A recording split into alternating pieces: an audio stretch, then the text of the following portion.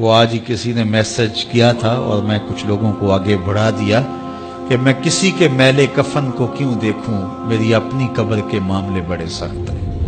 اس لیے اپنے آپ کو دیکھیے، اپنے اندر اتریے۔ کسی کی طرف انگلی کر کے دوسرے کی طرف نشان لگانے والا یہ بھول جاتا ہے کہ باقی ساری انگلیوں کے اشارے اس کے اپنی طرف ہوتے ہیں۔ تو کسی کی طرف انگلی مت اٹھائیے، کسی کے عیب جوئی مت کیجیے، کسی کے عیبوں سے پردہ نہ اٹھائیے۔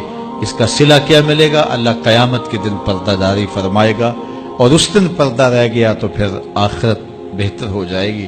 ہر مسلمان کے لیے دوسرے مسلمان کا مال، اس کی عزت اور اس کا خون حرام ہے۔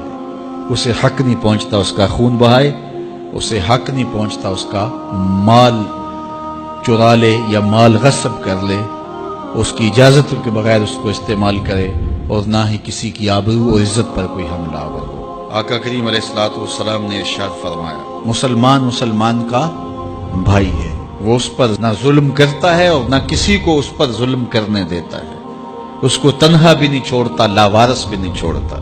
جو شخص اپنے بھائی کی ضرورت پورا کرنے میں لگ جاتا ہے، رب ہو کے اس کی ضرورتیں پوری کرتا ہے، اور جو مسلمان کی کسی مشکل کو، کسی مصیبت کو دور کرتا ہے، اس پر آنے والی کسی مصیبت کو ہٹاتا ہے، قیامت کے دن اللہ تعالیٰ اس کی مشکلوں کو دور فرمائے گا۔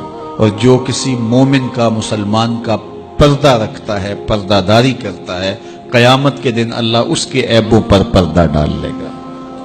تو کسی کا عیب دیکھو تو اس پر پردہ داری کرو، اس کو افشا کرنے کی کوشش کر کے اپنے لوگوں سے داد لینے کی کوشش نہ کرو کہ اس کو بڑے لوگوں کے رازوں کا پتہ ہے۔